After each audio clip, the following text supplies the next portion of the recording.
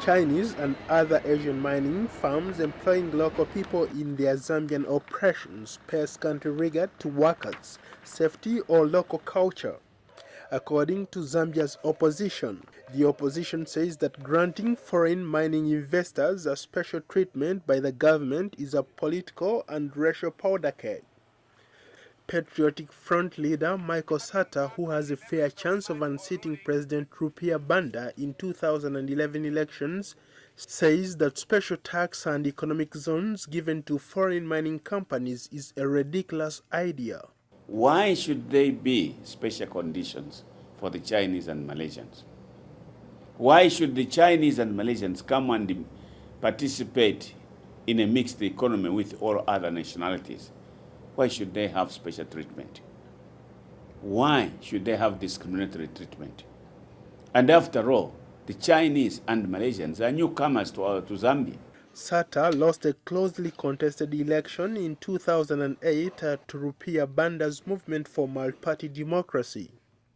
If his two-party opposition coalition holds together, he has a good chance of ousting Banda next year, according to some analysts.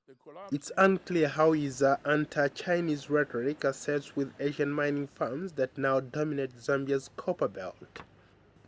Although he has said nationalization of mines is not an option. Zambian Mines Minister Maxwell Mwale dismisses Sata's claims that Chinese mine bosses are duplicating China's poor mine safety conditions in Africa. But he did admit a difference in approaches. They have their own home country cultures. And we as a host country, we have our host country culture. So basically it's us as a government to see that at some point the two cultures have to converge so that we have a win-win situation.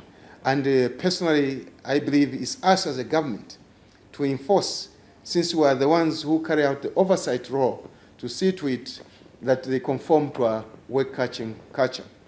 Economic analyst Chimbamba Kanyama says there are concerns about giving incentives to select investors. The critical thing at the moment is that the development agreements that govern these investments are not fully disclosed to the general populace. And as a result, people are not very sure as to whether this extends to one economy, having an investment in another economy, but without following the regulations of a given country, and whether this is an extension of one country into another, just without following the physical incentives and really paying back to the government. Kanyama says there is a possibility that voices will be raised questioning the agreement between the government and the Chinese investors. I definitely may foresee that in future somebody will rise to question these incentives and these initiatives by government. So the bottom line right now is to ensure that even these investors don't only negotiate with one party, but they put their money and look into these investments, seeking their capital only after a thorough agreement and consensus by the host country in which they are investing. Foreign mining companies in Zambia include China's Lumwana copper mines and Chimbeshi copper smelter.